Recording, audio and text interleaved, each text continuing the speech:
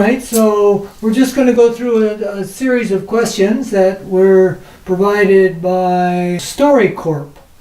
And it's just to give all your children and grandchildren and great-grandchildren and nieces and nephews something that they can have forever. So, when and where were you born? In Seattle, Washington, on February 14th, 1923. Okay. And where did you grow up? Well, up to five, I was in Seattle. Then when I was 5, I went to Japan with my father, who had this disease. It's like a MS. Mm-hmm. They finally found the name of the disease in about probably like 6-7 years ago. But anyway, my father wanted to die in Japan, so he went back to his home where his mother and his 2 sisters were living. So they had enough help to take care of him. Did Grandma sort of discuss this with you, or Grandpa? Discuss, like to say, okay, now you're going to go with Daddy, and... You mean my mother? Yes. I'm sure she didn't talk much about it. I think, of course, Dad knew, but I was 5. not aware of at that age. I think in those days, 5 years was very, very immature. Not like children nowadays. They have advantage of internet and all that, So I would say I just went along with my father, and on a trip, on the way to Japan, we were on this big boat, and my father was clipping my fingernails, and one of the little nails jumped in my eyes, and I started to cry, and I wouldn't stop crying. And I have a feeling, I finally realized that I'm away from my mother. I'm not going back to see her. And that's what I think, because, once the little nail would wash out with tears, it shouldn't have been hurting me. But that's my recollection. And then, how old were you when your father died? I was 9, and my father died on April 10th, 1920. So how was your relationship with your parents? My father? Yeah, your father. Well, actually, there's none that I could think of. He must have been lonesome, because his own child that's with him is not paying attention to him, and always outside with her cousins. I hardly ever said hi to him, I'm sure. He was in the back bedroom, very dark. But you said that your aunts looked after him. Your aunts looked after him. Yeah. I had 2 aunties who were younger than my father, just really cared for him. And my cousin, so one of the daughter of the other auntie, she used to be a nurse, and she would come over and looked after him. Although there's nothing they could do, it's just like MS. There's no cure. He just go, he couldn't walk the first probably 2 years or so when he was in Japan. Then probably 1 year, yeah. Then he couldn't talk, so he kind of dribbled, and but they kept him clean. I remember never seeing him.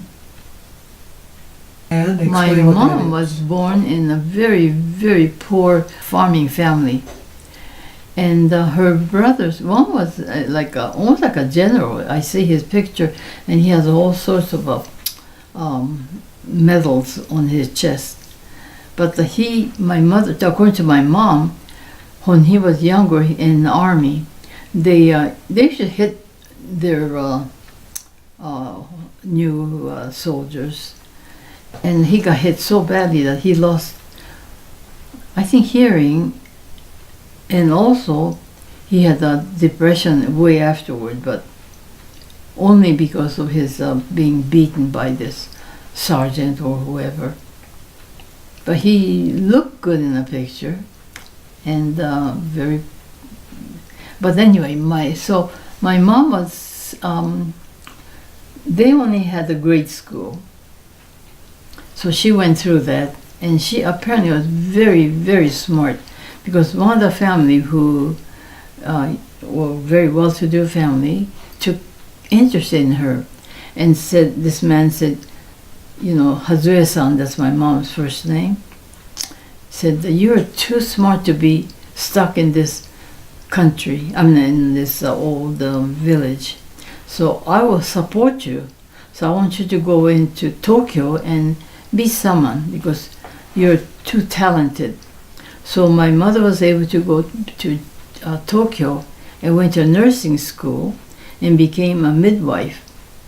And anyway, she was working in this Nintendo, that's one of the top hospital.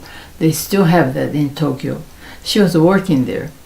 And my grandmother was, for some reason, she was there. She met my mom. So my father was looking for a bride. So my grandma said, mom's last name was Nakagaki-san. Nakagaki-san, would you like to go to America and marry my son? And my mother thought over for a minute, and she said, yes, I will love to do that. So my grandma wrote to my father, and of course father was delighted. And so they arranged this passage to America from Yokohama. So as a picture bride will they exchange photos? Yeah, I guess they did. They didn't tell me that, but it had to be. Yeah. At least they know what they look like, but not their height. So when mom got here, my father was quite short. So is my mom, actually.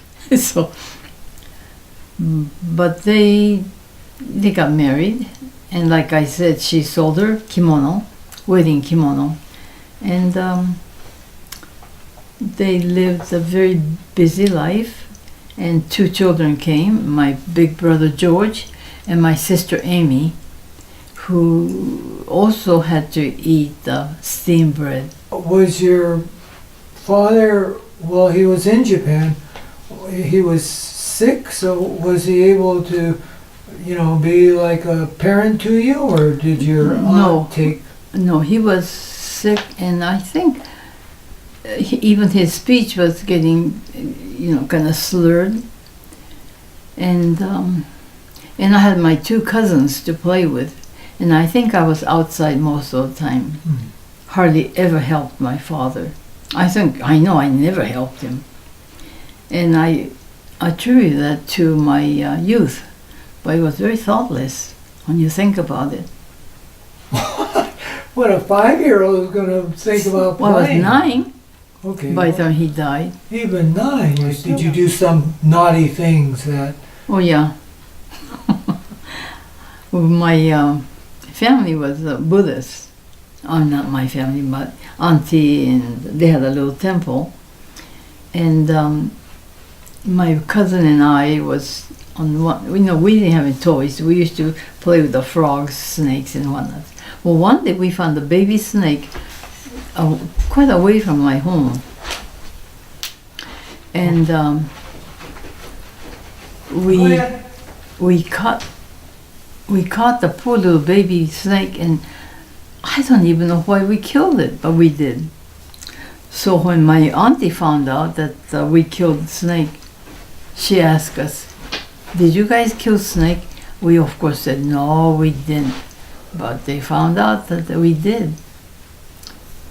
And so auntie threatened us with this big stone figure of, I would say, like a warrior, and very scary looking. And she said, "Well, anyone that lies, like you guys did, this God would swallow you up. And look at this obi. From this man, I'm not from this figure, there was a tiny little, skinny little obi hanging out from his mouth. And she said he swallowed the children who lied. And boy, my cousin and I used to run past this place. What's an obi? Obi is a little sash that the kids wear on the kimono. So that was one thing that really stayed with me. And another time we made a little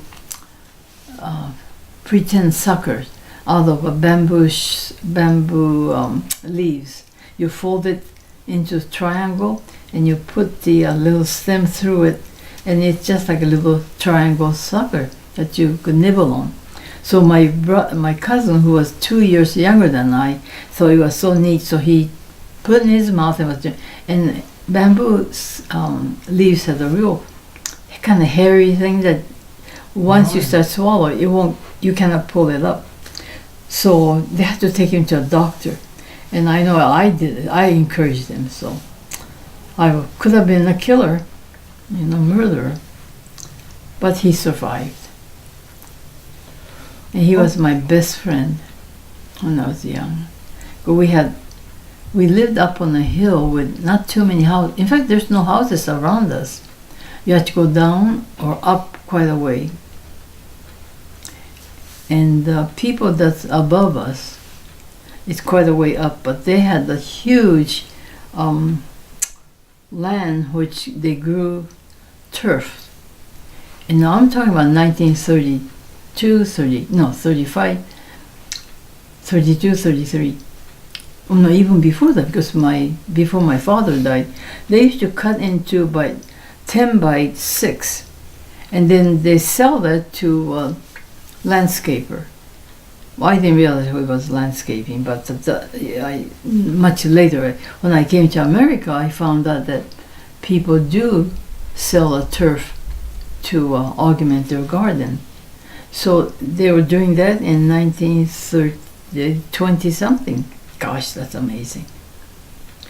But anyway, one day I was going up to see, I don't know what I want to see, but I went up and I saw a huge bird land right behind this woman who was cutting out this turf. And I thought it was a big eagle and they were going to take this woman away. I was shocked. I was really scared.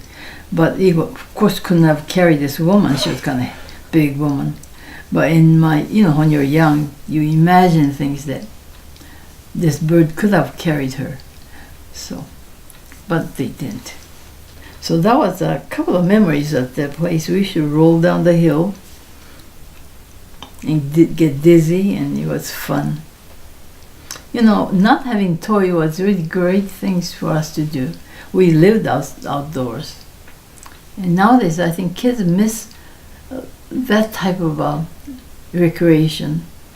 They have a little phone to play with, but it's nothing like being outside like we did.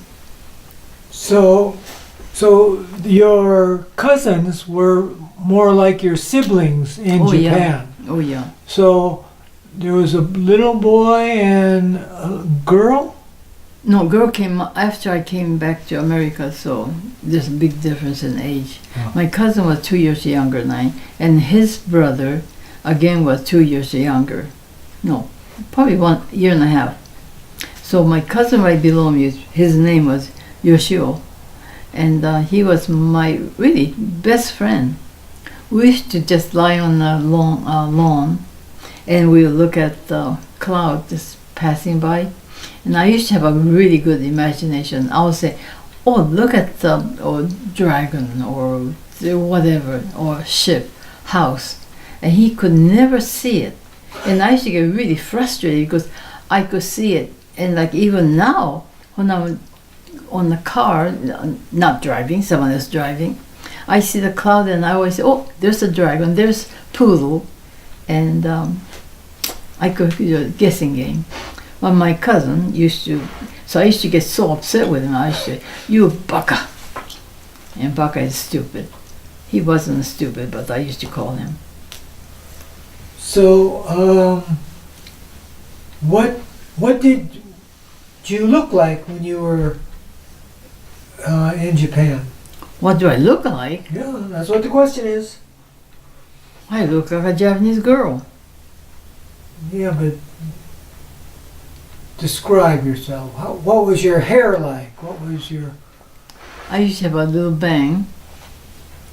No, in the picture that my when Mom came, I noticed that I had pinned my bang into the side. But I remember having a bang most of my youth, when I was young. And I was kind of chubby face, not the body, but chubby. And I would say I was kind of cute. And my height I was on the petite side until I was in high school. And one summer, I think my third year, I came back to dorm after vacation, summer vacation. And my dorm mate said, "Oh, Yuriko-san, you grew." And I go, "No, they used to call me Sekiguchi-san, last name." They always call each other with last name. Anyway, Sekiguchi-san, you got taller, and of course you can't tell when you're growing, it's your body. So sure enough, I started to get taller than most of my friends. And I look at my school picture, I was 6th from the shortest. And by the time I graduated, I was in the back seat, back of the row. We used to take pictures every year at the school, first year, second year, third. And I started to get taller and taller. And now when I go back to Japan, most of my friends are dead or they're homebound. But I noticed I'm very tall, taller than all my friends. And they used to say it's because you're in America and you had a better nutrition. And that's true, but I think their backs start to, I guess, bend. So that's what I think. I had a better nutrition. But you got taller when you were in Japan. Yeah, but I still had better nutrition there, yeah, okay. I lived in dorms, so maybe. Okay, what is your best memory of childhood and the worst? Wow.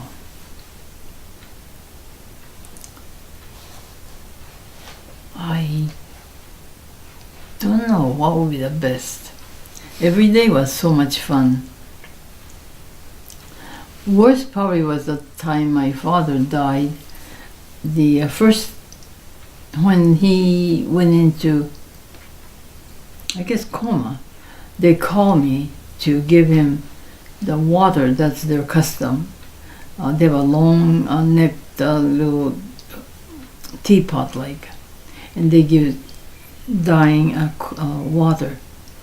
So I was drinking. My cousin's father, that would be my uncle. He was a merchant marine in Japan, so he used to work just a sailor. So he would go to different islands, different places. And that day he brought back coconut, the whole thing, and he punched a hole and poured the coconut milk into little glasses and gave to us. And my cousin was drinking, and I started to drink, and my grandma called and said, "Yuriko, I want you to come right away and give Papa this water." So I did that, and so it was, ever since then, I never liked coconut milk. And in fact, for the longest time, I couldn't eat coconut. It's association. And just recently, we were at a restaurant, and my friend had a coconut brulee, and she said, "It's so good, taste it." I tasted, and I still don't like it. And my husband, Ted, used to love coconut cream pie, and I used to make it for him, and he would just eat the whole thing eventually. but I never took a bite. It's an association. Because if he hadn't died that day, or he was just in coma, if he hadn't been, I would have been probably love coconut too. Mhm. And then, actually, then your mom and brothers came. Yeah, they came to, not the funeral, it was already done, because they cremate my father. And so my mother and my two brothers were able to come, and I'm sure it was a hardship because of, things were quite expensive, but Mom must have saved money because she actually supported my father's family and of course me. And so in 1932 when they came, they took a trip to all the way to Kyoto, Nara, and all these tourist things. Then And did you go with them? yeah, no, I'm sorry, I was at school then. No. So when they came back, we were together. I don't even know where they slept, because my grandmother's house was small. But in Japan, you know how they have a tatami floor, Yeah. so you could put more futon on it, so they could sleep, I guess. So did you think you were going to go back home then? At first, I thought so, and by then, we went to stay with my other auntie in Shizuoka, which is like 5 hours from Yokohama, where I was. And we were taking bath. In Japan they have this huge bathtub and you soak in. And my mom was washing my back and she said, I want you to stay here and go to high school. Then when you are through with the school, then you come back. And it wasn't even a shock to me because in Japan and England also, they used to send their children away to school, and that was done often, and not the punishment, because it's accepted things, and you were to better yourself. So I just said fine, and I stayed with my auntie, and actually I enjoyed my stay in Japan. Then after I was 12, I went to Yokohama to a very prestigious high school, girls' high school. And I passed. I'm sure I didn't pass the test, but I have a feeling my mother donated some money to school because I was accepted. Because my schooling was done in a very rural area, so we didn't have much good education like in big city. So was Harris, was it English or? No, it was actually my school is called Ferris Seminar for girls, and they had Quaker people start in, oh gosh, I have a book someplace, in 1800. They were the first high school in Japan for the girls, for high school period. So they used to call that Ojo-san Gakko. That means Ojo-san would be lady with wealth. So poor people didn't get to go to this school. So people all knew that it's Ojo-sama Gakko. And I sure didn't qualify for that, but because dollar was so strong in the late 30s and early 40s that Mom was able to support me in style. I used to have so much money, spending money. I thought I was rich actually. Did you have a nickname? Okay, my last name is Sekiguchi, so my friend used to call me Oseki. And my girlfriend was Tanabe no. During your high school time, how would you describe a perfect day? I think my favorite day was Saturday. That was the best day. Because I didn't have to go to school, and I didn't have to get up early for the breakfast at the dorm. I used to just stay in bed and read. I used So- to get up early in the morning on So- Saturday. So when did you start doing the dorm? When I was 12. Okay. So you would just sit in bed and read, Mm. and then would you go to the theater? Oh yes, we used to go to. That was our Mom, you're leaning your head. From- Stand back up. from my dorm.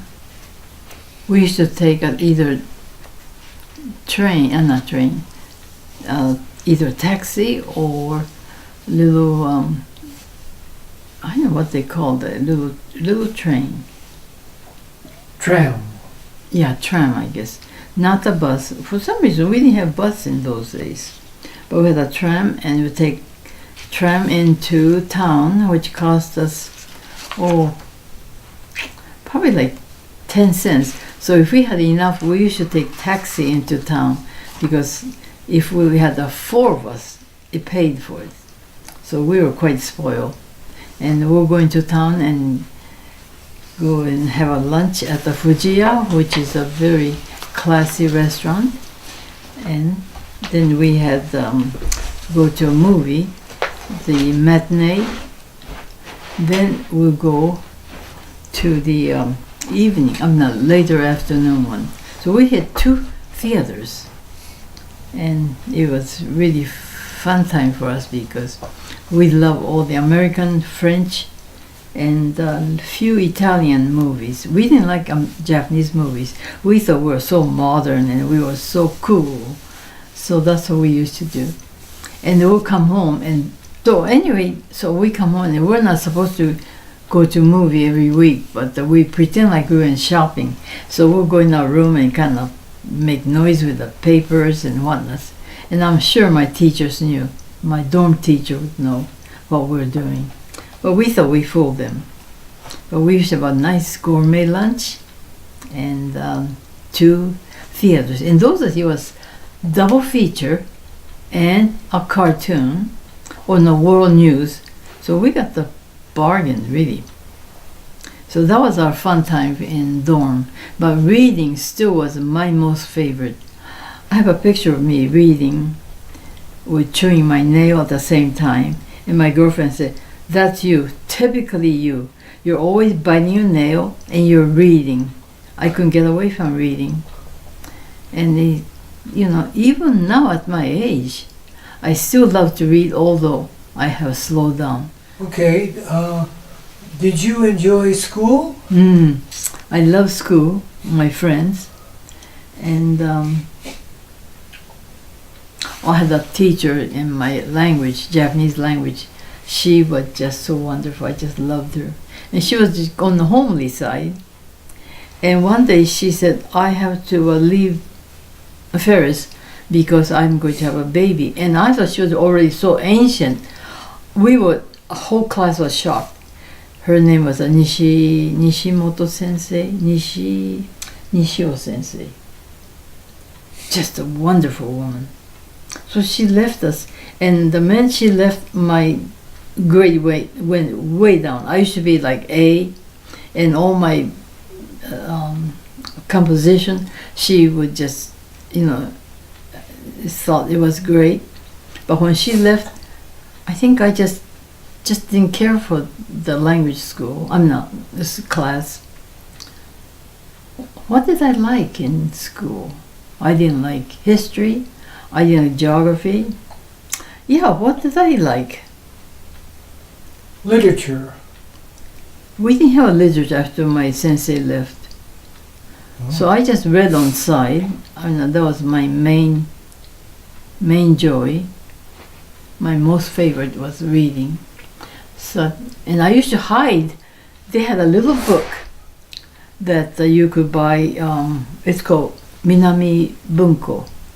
And you could buy it quite reasonably, but nice.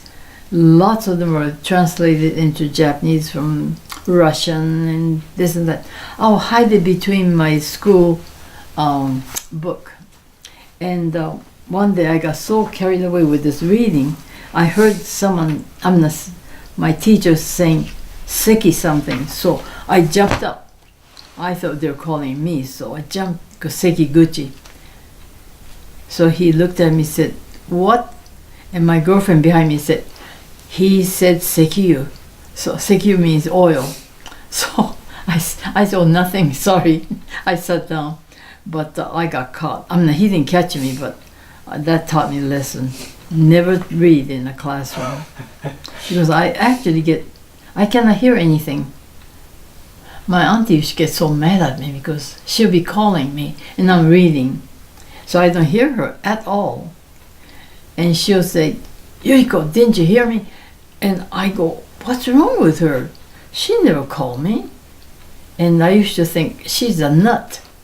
But it was me. I just can't hear. How would your classmates remember you in Japan? I had 4 girls who stayed in dorm with me, my same grade. They were my best friend. And we kept up our friendship throughout in fact, I just lost my best friend 2 years ago. And she was actually waiting for me. It just made me very sad. In fact, I have it right here. Her name was Tatsuta, but we should go Tachin. And they came in 1997. 4 of them came, and they stayed at our place. And Tab, of course, was such a gentleman that they used to think I am so blessed, and I agree. So it's been at that 1997. We haven't seen each other for about, out of school for almost 51 years.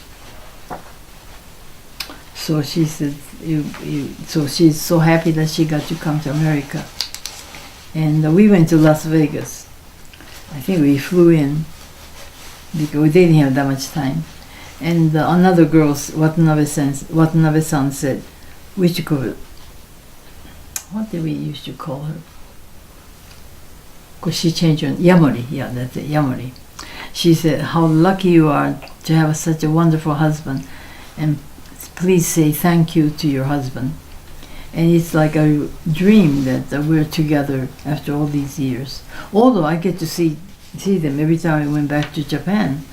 So, but anyway, so she said, us five of us all together, of course, we talked about our youth, and it's just a sweet memory, fun memory. So every one of them said, you're so fortunate to have your husband. And one of them said, it's almost like yesterday that we were in dorm together, and we just forgot about our time that passed, and I hope we could have another day like this. And her nickname was Okura. Her name is Kitamura now, but so we, after all these years, we were still like kids.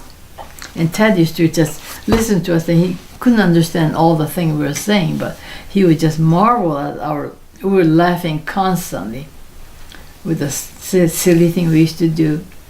We used to play like we were fairies and dance on the lawn at the dorm. Yeah, we were quite a good dancer in those days. And we used to dress alike. That was fun. So Lili Tokuda is a volunteer that comes every Thursday, and she is 93 and has never failed to help us with cleaning the kitchen, taking our garbage out, cleaning our bathrooms with no fuss, no complaint, and has a wit and a sense of humor. And I guess simply I would like to say that all the ladies, especially the young ladies, would love to be just like her. She's an inspiration to all of us. She's a hard worker. She never complains. She has a great sense of humor, and she's very elegant. Fantastic. Okay. Well, one other question. What attributes would you use to describe Lili? Attributes or qualities? She's very honest. She is generous. She is very thoughtful, hardworking, funny, charming. Yeah. All the qualities of a good human. Okay. That wasn't so hard, was it? She's not hard to talk about. Yeah. I love you, Lili. I would describe Lili as being warm, kind, always hard working. She's been here at the mill as far as I can remember since we opened the doors. Always willing to share meals, always presents herself with a smile, positive attitude, just an overall great human being.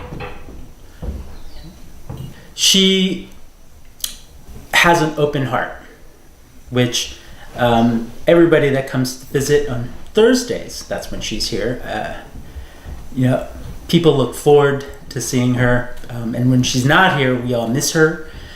So there's, again, I mentioned earlier, that kindness, warmth, sense of humor too, and easy to talk to. I mean, she can talk children, adults. We get all kinds of people that come through here. So I think that's a testament to her ability to share herself with others. Great. That's a take. Oh, good. How would I describe Lili to a friend?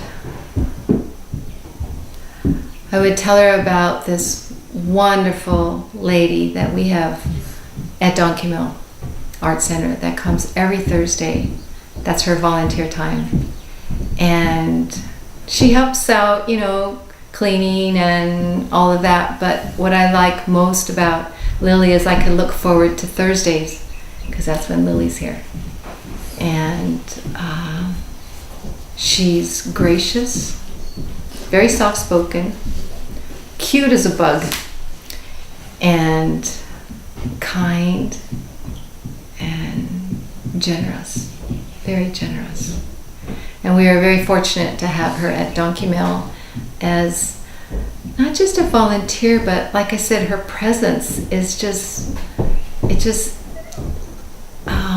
I was going to say livens up. No, it's just like it brings another kind of energy to Donkey Mill on Thursdays when Lili's here. It's like the happiness factor kind of goes way up, and I just love her. She's wonderful. Well, one was graciousness, and I said generosity, very giving, very, very giving. And when my son was here studying under Hiroki, I always ask him, did you eat? Are you hungry? No, Lili fed me, and everybody was always feeding him. But Lili especially seemed to take such an interest in him. And even to this day, which was like 10 years ago, she still asks me about Benjamin. And the big attribute I would say about her is her caring is genuine, because she remembers things that you tell her. And if you're having an issue about something and you're talking to her about it, she will remember and she will ask you about it the next time she sees you. Her caring is genuine. Lili's the real thing. She's definitely the real thing. There are people in this world that, are very special. Well, everybody's special, of course, we're going to say that. But there are people that you remember and how they affect you. And I have so much gratitude for people like Lili. because she has this energy that she's just like this happiness factor that just, increases on Thursdays because Lily's here. So thank you, Lily.